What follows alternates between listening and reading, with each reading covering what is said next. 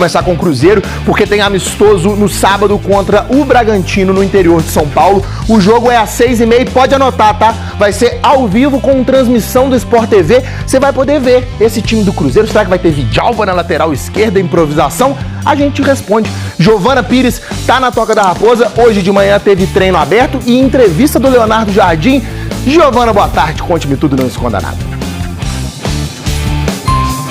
Ei, Maurício, muito boa tarde para você, para todo mundo que acompanha a gente aqui no Globo Esporte. A gente pôde acompanhar o início dessa atividade aqui na Toca da Raposa 2, só aquele aquecimento mesmo dos jogadores já em preparação para esse próximo amistoso do próximo sábado contra o Bragantino. O Bolassi, atacante do Cruzeiro, não participou da atividade de hoje, mas está tudo bem com o jogador. De acordo com o Cruzeiro, ele foi liberado hoje pela manhã para renovar o visto de trabalho, mas à tarde está de volta aqui na Toca para poder fazer um trabalho à parte. E é o que ele vem fazendo, inclusive, dos últimos dias, evoluindo fisicamente, de acordo com o Cruzeiro. Nessa conversa com o Leonardo Jardim agora há pouco, o técnico do Cruzeiro falou que está usando esse período sem jogos, principalmente para ajustar 4 pontos na equipe. O primeiro deles é a evolução intensa, querendo a intensidade do time ao longo da temporada. Tem trabalhado também a parte tática, usando os jogadores para ensinar, explicar o que ele pensa para 2025. Tem trabalhado também a parte psicológica, diz que tem feito trabalhos dentro e fora de campo para ver a equipe cada vez mais unida em 2025.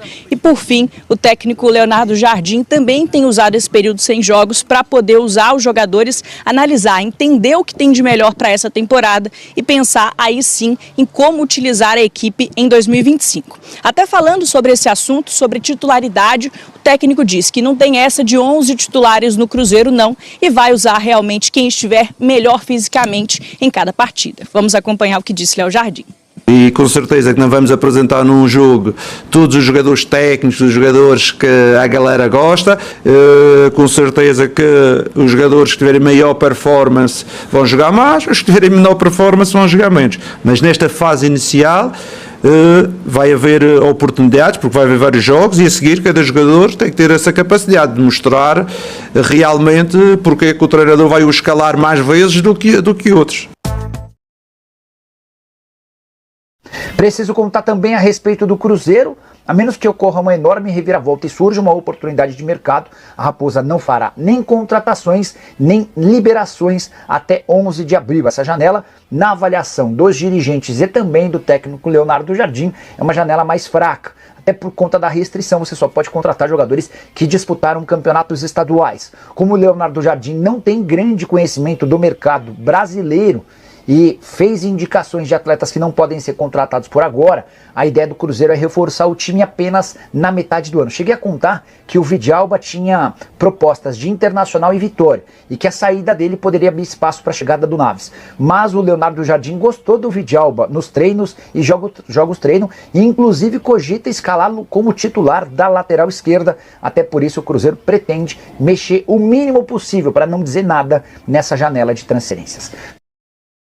Bora falar do Cruzeiro, porque tem novidade, viu? Ontem a gente falava aqui um pouco sobre as semanas que serão os jogos do Cruzeiro na Sul-Americana, e a Conmebol divulgou a data certinha desses jogos, e aí agora sim a CBF pode avançar no calendário do Campeonato Brasileiro. O Cruzeiro estreia numa terça-feira, dia 1º de abril, às 7 horas da noite, fora de casa contra o União Santa Fé. Depois, na quarta-feira, do dia 9 de abril, às 9h30 da noite, o Cruzeiro joga em casa contra o Mushuc Runa, mas lembrando, de portões fechados por conta da punição do ano passado, por conta dos sinalizadores que a torcida utilizou para fazer uma festa. A Conmebol segue jogando contra essa festa da torcida. Depois, no dia 24, às 9h30 da noite, joga fora de casa contra o Palestino, uma quinta-feira.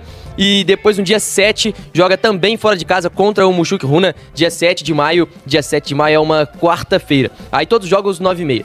Dia 14, em casa, contra o Palestino. Aí o torcedor já pode acompanhar, que também é uma quarta-feira. E no dia 28 de maio, esse é na outra quarta-feira. Então joga no dia 14, tem uma semana sem jogos da Sul-Americana, e depois volta fechando a fase de grupos também em casa contra o União Santa Fé. Então o torcedor cruzeirense pode acompanhar as últimas 2 partidas do grupo contra Palestino e União Santa Fé, porque no primeiro jogo portões fechados, e o resto da campanha toda fora de casa. Hoje, como o CJ já falou, tem treino aberto para imprensa acompanhar a atividade na Toca da Raposa 2. Ontem, CJ, tivemos jogo treino na Toca da Raposa, às 9h30 da manhã, e o Cruzeiro venceu o Pouso Alegre por 3-2. O Cruzeiro abriu 3-0, depois sofreu 2 gols no finalzinho, gols de Rodriguinho, Matheus Pereira e Lucas Silva. Destaque pro Rodriguinho, que participou das jogadas dos 3 gols. O primeiro gol dele, segundo gol, uma jogada que ele disputa a bola, ela acaba sobrando pro Matheus Pereira fazer o gol, e o terceiro ele vai na linha de fundo, toca pro Gabigol finalizar, a bola pega na trave e no rebote o Lucas Silva acabou marcando. Primeiro tempo de 45 minutos e os outros 2 tempos de 30 minutos. Jogo treino com 3 tempos, diferente do jogo treino contra o Botafogo, que foram 4 tempos. E aí, bora pra escalação, que acho que tem alguns pontos aqui pra gente destacar. No primeiro tempo de 45 minutos, o Leonardo Jardim mandou a campo o time com Cássio no gol, Fagner na lateral direita, Fabrício Bruno, Jonathan Jesus e Vidalba.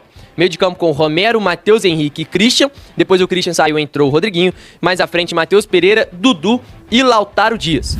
No segundo tempo, ele entrou com o Léo Aragão, que depois foi substituído pelo jovem Otávio, William na lateral, Fabrício Bruno, depois o jovem Everton, Gamarra e Kaique fechando a linha defensiva.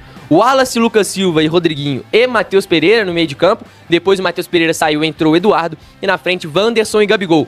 No terceiro tempo, o Otávio começou de titular no gol. William, o Everton, Gamarra na linha de defesa. Depois o Gamarra saiu e entrou o Lucas Silva na zaga e o Marlon na lateral esquerda ainda. O Wallace no meio de campo, depois ele deu espaço para o Rodriguinho e o Eduardo. Mais à frente, Wanderson, que depois saiu para a entrada do Kaique, Marquinhos, Caio Jorge e Gabigol. Então, destaque para o Leonardo Jardim testando Lucas Silva na zaga, claro que já numa reta final de jogo treino, e também colocando 4 homens no meio campo, diferente do que a gente tinha falado no jogo contra o Botafogo, que ele jogou com 2 homens de meio de campo praticamente, e um quarteto ofensivo ali com Dudu, Wanderson, Caio Jorge e Gabigol. CJ?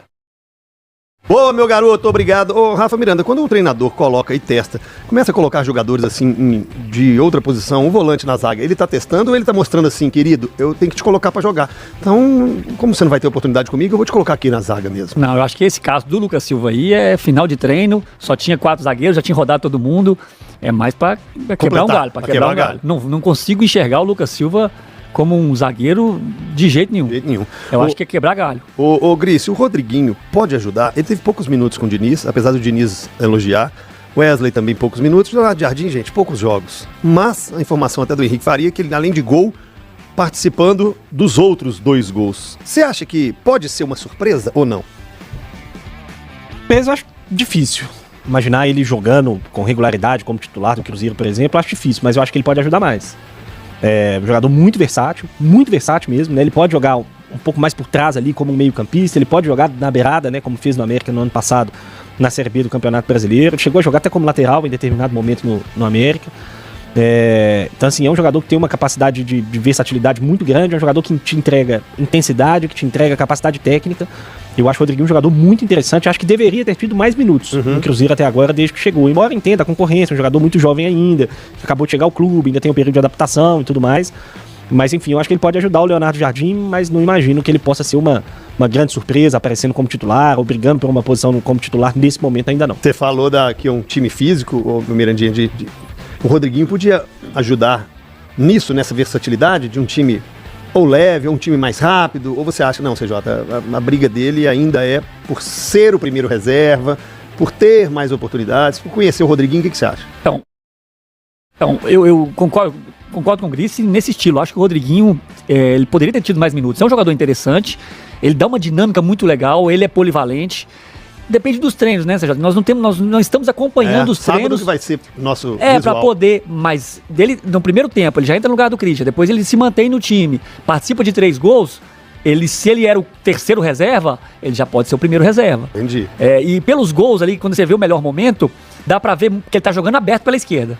Ele tá fazendo o que o Matheus Henrique já fez do lado direito, um meia jogando mais aberto, o que Eduardo fez em algum momento, porque ele não é um jogador de velocidade, de 1 para 1, do drible o tempo inteiro, de muita velocidade, é o cara mais de pisar na bola, mas que tem um ótimo passe, que levanta a cabeça, e me parece que ele jogou ali. E quando ele jogou, ele entrou no lugar, no primeiro tempo, ele entra no lugar do Christian. Aí eu não sei se o Dudu foi pro outro lado, porque o Dudu ainda estava em campo. Mas quando sai os gols, o Dudu já não estava mais em campo. E aí que as jogadas saem pelo lado esquerdo. Ele ocupa aquele espaço. Então pensar em titular hoje, no lugar do Dudu, é pouquíssimo possível, né? Provável. mas é um cara que parece que tá cavando o seu espaço. Só comparando, CJ, falando de espaço, o Rodriguinho ele jogou nos 3 tempos. Ele entrou no primeiro tempo no lugar do Christian, no segundo ele se manteve como titular, e no terceiro ele ainda entrou no lugar do Wallace. Então ele participou dos 3. O Eduardo não jogou no primeiro tempo, começou o segundo como reserva, depois entrou no lugar do Matheus Pereira, e iniciou o terceiro como titular, mas um pouco mais recuado, ali como um volante, e não como um meia em si, porque mais à frente é Marquinhos, Wanderson, Caio Jorge e Gabigol. E o Vidalba dessa vez jogou só um tempo, e esse único tempo que ele jogou foi o primeiro, e também como lateral esquerdo, não atuou como zagueiro. Vamos agora. Não esqueça de inscrever-se no canal e deixar o seu like no vídeo e ativar o sininho, para não perder nenhuma novidade do Cruzeiro.